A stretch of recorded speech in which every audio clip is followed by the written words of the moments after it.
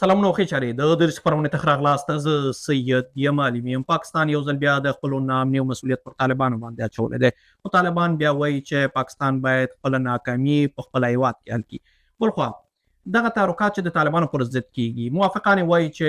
خود جوشه تعرقات دي، خو مخالفان بیا وایي چې پاکستاني جوشه تعرقات دي. په دې پروګرام کې پر همدې موضوعاتو باندې بحث لرو. سره په پروګرام کې درې درانه میلمانه، شیرزی صاحب، حسن خان صاحب او بارس صاحب دی چې درې واړو ته ښه راغلاست وایم.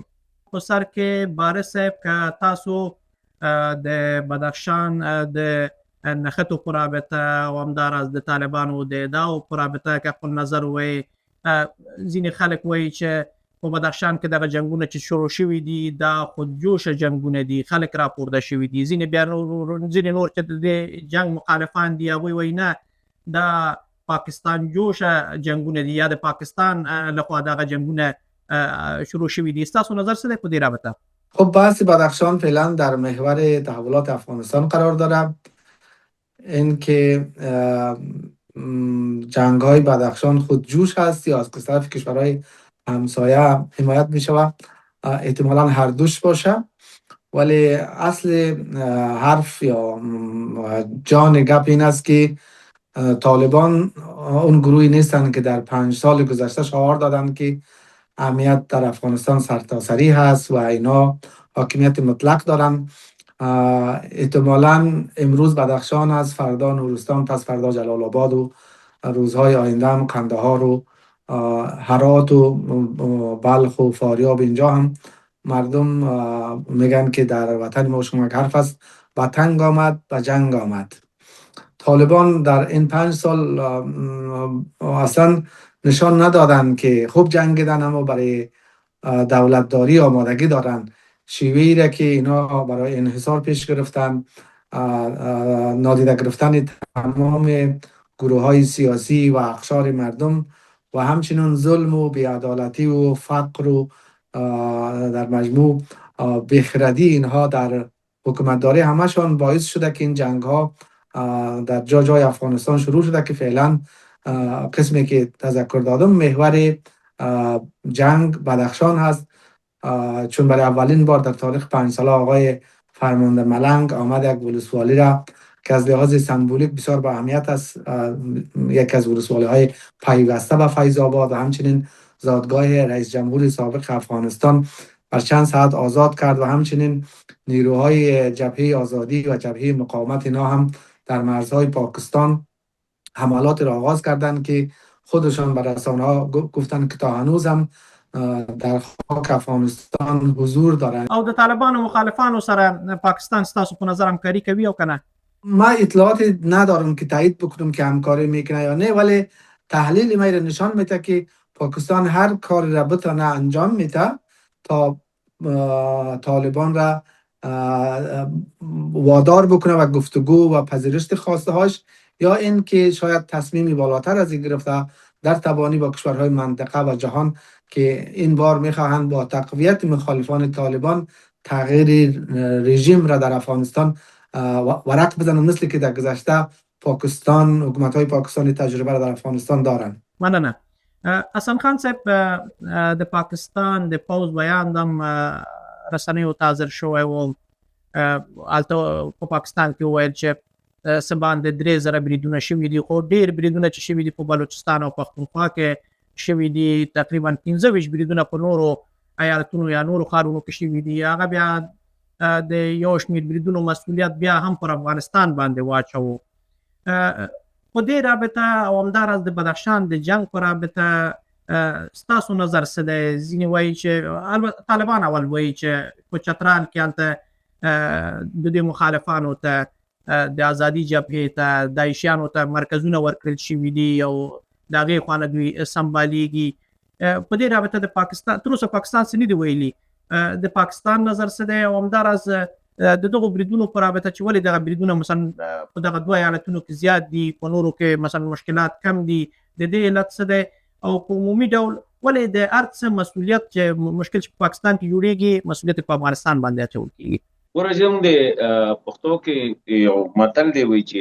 وګا نه خوري نو بوی بدل نه نسی کنه نو لکه دا مسولیت پاکستان په افغانستان باندې نه چی بلکې د نړۍ داسې هیواد نشته دی چې هغه دا خبره نه کوي چې افغانستان دا وخت دهشتګرد ګوندونو چې کوم دی د هغه اډه جوړه شوې ده او هغه روزل کېږي مالته کې وته ماحول ورکړی شوی دی او نو دا یوازې د پاکستان خبره نه ده ما په خیال کې پاکستان پرونه بل ورځ روسیا هم دا خبره کړې ده د یو ان اکټینګ سیکریټری جنرال هم دا خبره کوي د یو ان سیکریټری کونسل درې رپورټونه راغلي هغوی هم دا خبره کوي سیګار هم دا خبره کوي نو دا د لکه چې په مخ کې ما د یو پخوانی جهادي کمانډر سره خبره کولې او انټرویو مو سره کوله نو هغه وګوره دا هغه خبره د خپل کندارې دی وی چیرې لکه دا بدخشان شو یا دی علاقې شو دي ته ډیر زیات کسان چې کم دي لکه طالبان دوی د کندهار نه بوتلی دي هلمند نه بوتلی اورزګان نه بوتلی دي د دې علاقو نه بوتلی دي الته کې او نه غویلته کې مقامی نو ول جبه ورزي نه پاغه رسم او دستور کوي دا حالات په نافذ کوي نو ګور اغي طالب د پاره ما په خیال د بهر نه د دشمن ضرورت نشته نن کچره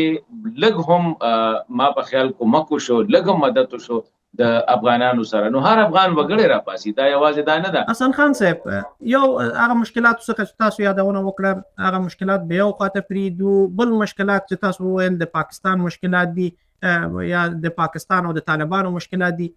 آیا پاکستان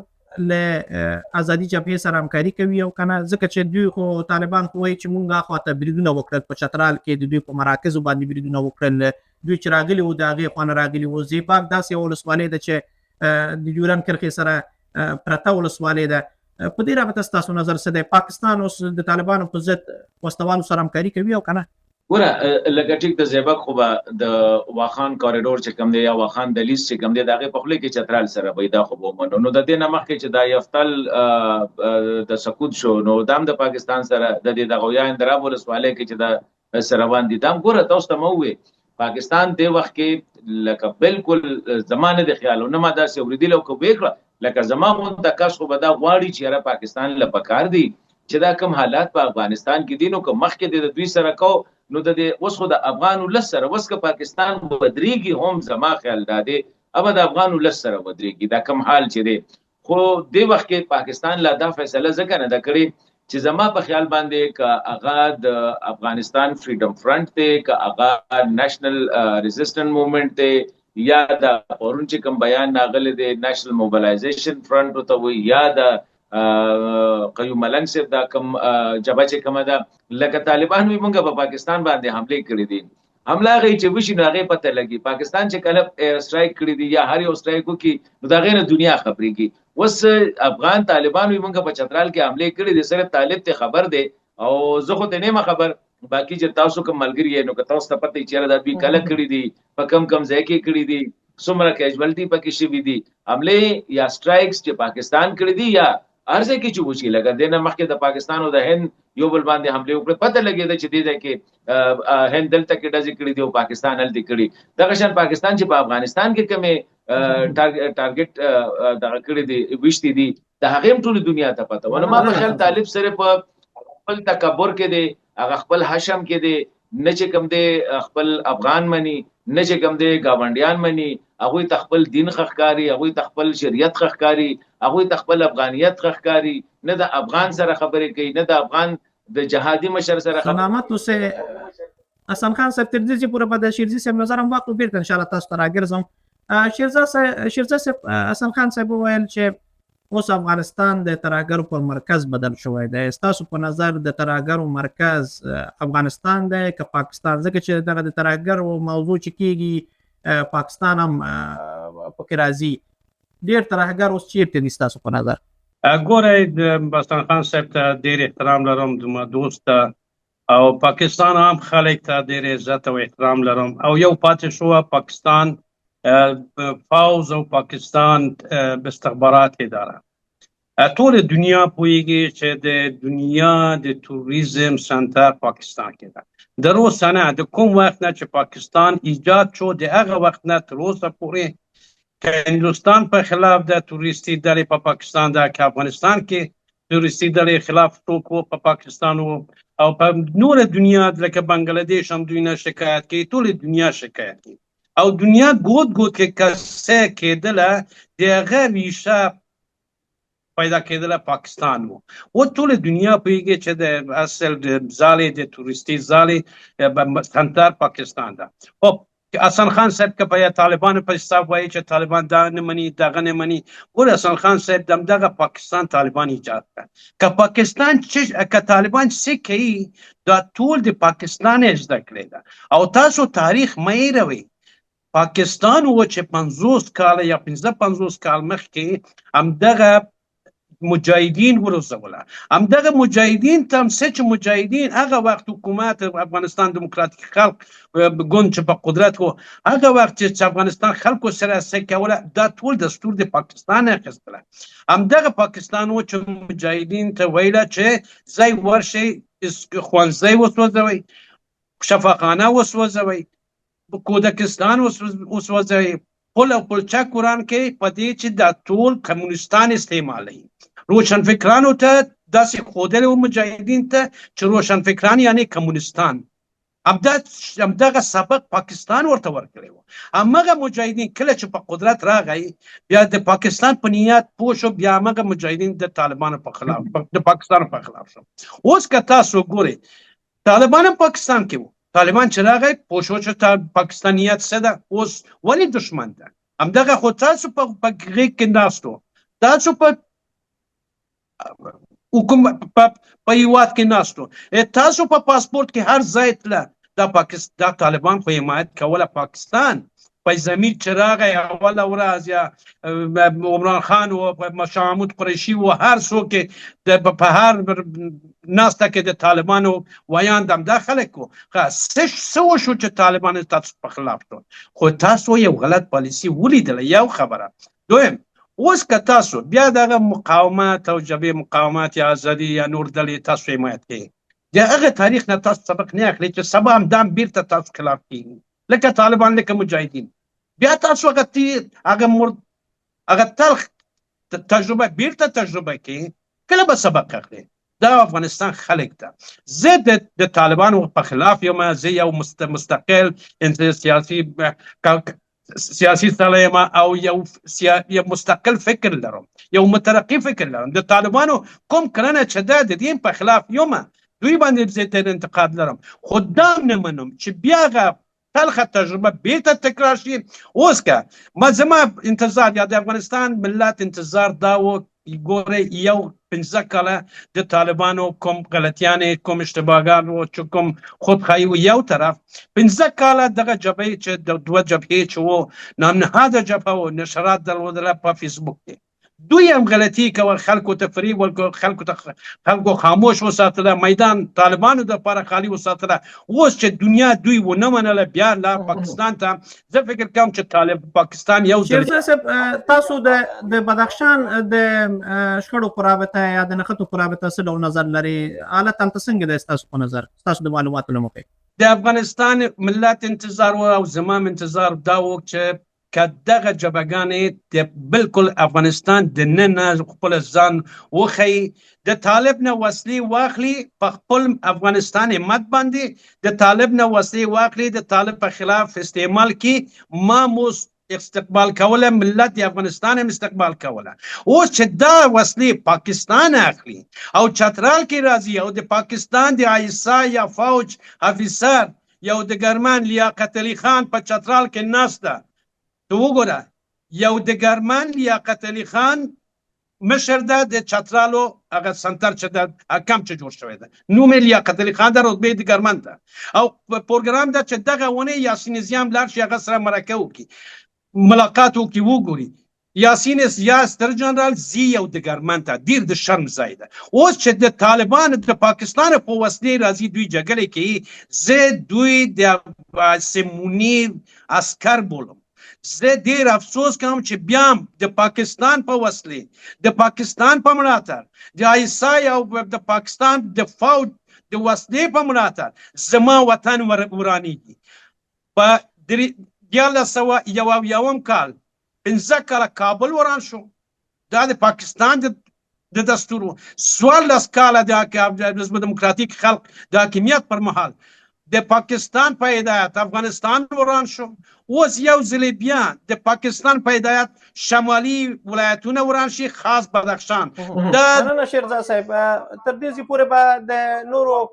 مېلمنو نظر واخلو. پاکستان آیسای نیابتي اسکران بولم. مننه. بارس صاحب ستاسو نظر څه دی د شیرزي صاحب د نظریاتو په رابطه؟ من نمیخوام که در مورد دیدگاه آقای شیرزای نظر داشته باشم، اما نظر خودم من مستقل دارم. ببینین افغانستان یک کشوری هست که تاریخ طولانی داره، اما متاسفانه ما نتوانستیم به ثبات برسیم، خصوصا در 50 سال اخیر. ولی موږ نشو کولای چې ثبات ته ورسیږو. اجازه بفرمایید ما اشاره میکنم به همین سوال شما. حالا فعلا در 5 سال گذشته طالب روی صحنه آمد. طالب همون گروهی هست که قبلا حمایت از پاکستان و چین و روسیه و ایران گرفته که 20 سال در برابر نظام قبلی جنگیده. 5 سال طالب فرصت داشت که از راه مسالمت آمیز بدون جنگ ما به یک تفاهم بین الاقوامی برسیم. اما طالبان نه تنها این که در دروازه‌های گفتگو را بستن، حتی هیچ پشتونی با سواد تحصیل یافته متخصص را شما در کابینه طالب نمیتونین پیدا کنین، حتی با ذره‌بین نمیتونین پیدا کنین، در حالی که این اتهام هم به طالب وجود داره که یک حکومت فوق العاده قومی داره که 96% این کابینه از اینا پشتونای طالب هستند. در چنین شرایطی ما میدانم که پاکستان و ایران همسایه های خوب نبوده با ما در گذشته. سیاست های اشتباه آمیز در قسمت افغانستان داشتن، ولی اگر جای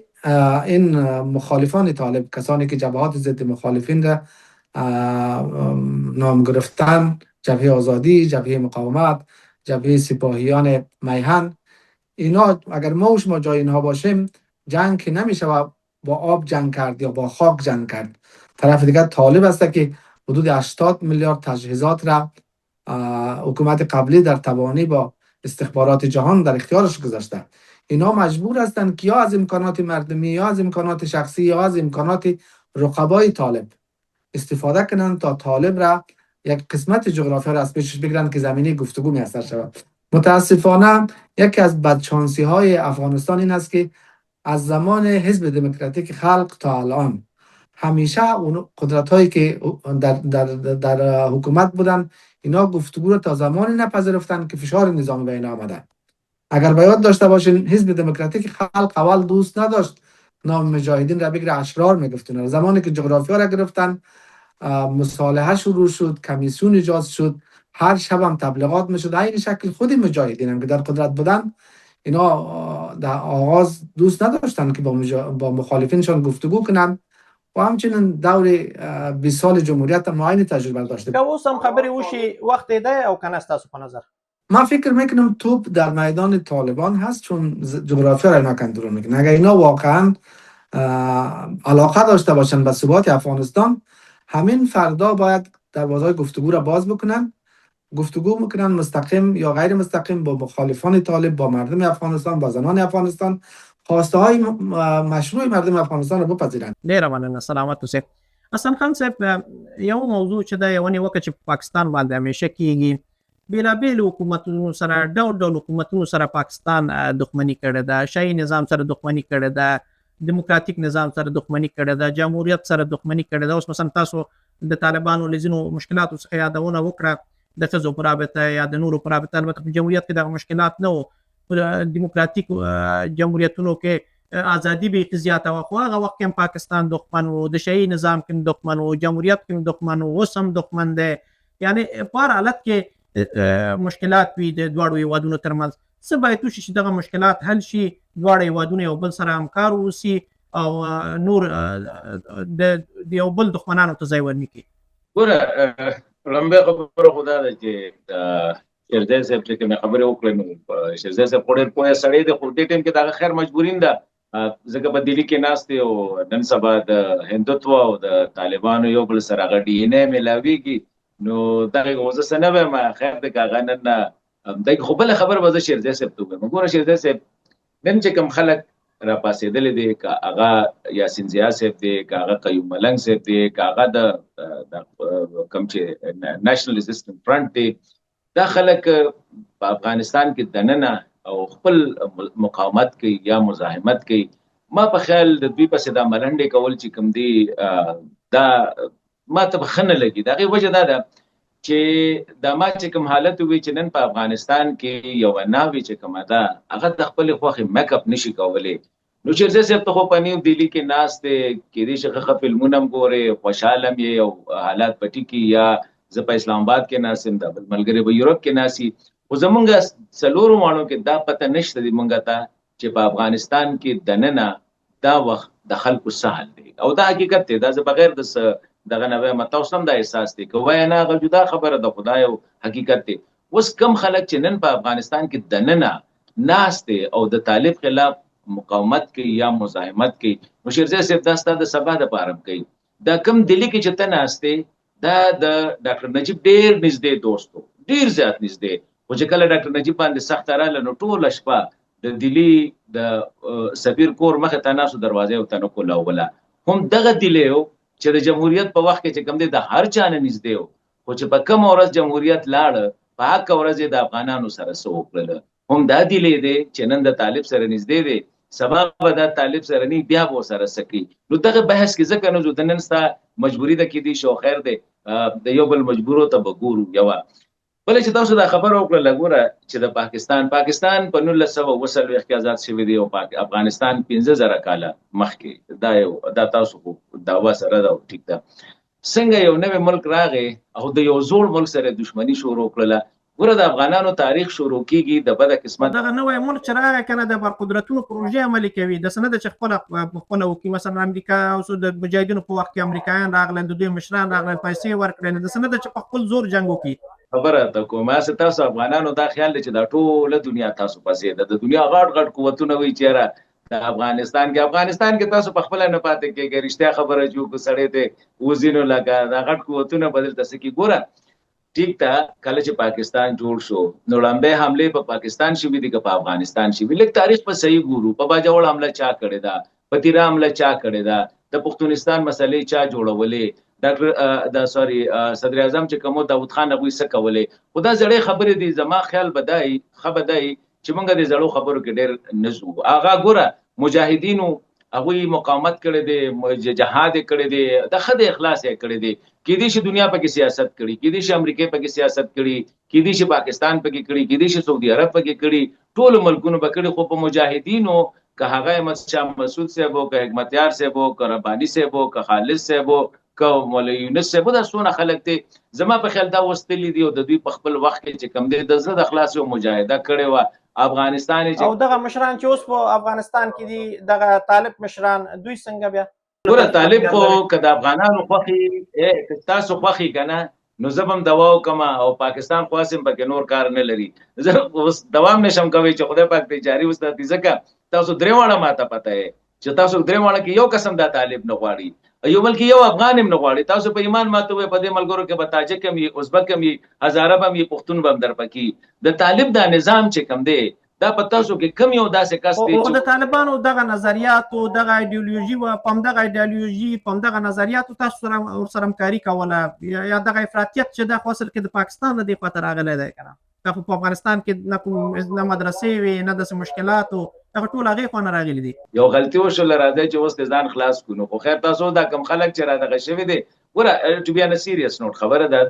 دا دومره اسانه نه ده. دا مونږ چې څنګه وایو چې پاکستان راغی او د امریکې سره هم جګړه وکړه او د ناټو د 40 ملکونو سره هم جګړه وکړله او طالب په کرسۍ کېنو. طالب چې په کرسۍ کېنولې د زلمۍ خلیلزاد، هغه نن ستاسو هیرو دی، هغه نن پاکستان ته لیکچر ورکوي، طالب افغانانو ته لیکچر ورکوي. دا 2 کاله چې سره امریکې دغه کو هم ستاسو افغانو سره ناستو. زلمۍ خلیلزاد ما په خیال پاکستاني هم نه دی او بل هم نه دی، هغه بالکل د زړه د خلاصه افغان دی. بیا د امریکې راتلل، امریکا دا ګوره دا ډېر افغانانو زمونږ رونو یو مسله ده چې مونږ ګورو دوی سلې شیزونه ډېر اساني، بس پاکستان مجاهدین راوستل کېنولې، بس پاکستان طالب راوستل کېنو. دغه ټول د تاریخ حقیقتونه دي. حسن خان صاحب وخت ډېر کم دی، شیرزی صاحب نظریات به هم واخلو، همدې سره پروګرام بیا پای ته رسوو. اخیره خبره کوم دا دومره اسانه نه ده چې د بهر نه به یو سړی راشي هغه د تاسو د افغانانو په انټلیکټ باندې د هغې بېعزتي کوي چې افغان لکه دومره دغه دی چې د پاکستان کله یو بوزي کله بل بوزي ولې د افغان تاسو ته دومره بیکار ښکاري د افغان ولس تاسو ته دومره چې کوم دی لکه افغان ولس بیکاره نه دی د افغان ولس د مجبوریتونو نه د مشکلاتو څخه ناوړه ګټه پورته کیږي کنه تل په تاریخ کې چې لیدل کېږي داسې نه ده افغان ولس ډېر پیاوړی ولس دی د هغوی مشران دي د هغوی قبایل دي که تاجک دی ازبک دی هزاره دی خپل تاریخ لري نو تاسو هم حسن خان صاحب نو تاسو هم چې وایي چې پاکستان اټومي قدرت دی قوي پوځ لري او قوي نظام لري نو باید د ټي ټي پي موضوع بیرته افغانستان ته مه راولئ کنه تاسو هم بیا د یو قوي هېواد چې څرنګه تاسو وایي هغه کمزوره ښیي یعنې چې ډېر کمزوری دی چې اوس طالب چې پرون راغلی دی 15 کاله کېږي او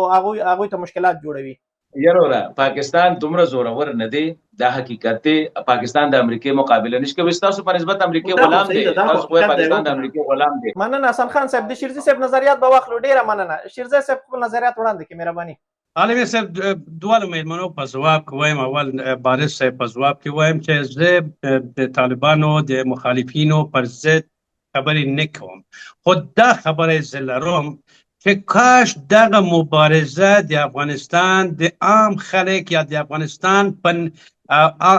اصلي نیرو باندې که یو مبارزه وشي یو مقابله وشي دا زه به هم زه ملاتړ کوم دا چې د پاکستان په ملاتړ دوی راشي او د پاکستان سناریو دلته تطبیق کړي دې سره زه مخالف یم کوم کس همدغه چې اوس بدخشان خبرې چې دوی کوي چې موږ په جغرافیا کې یو د دوی ټوله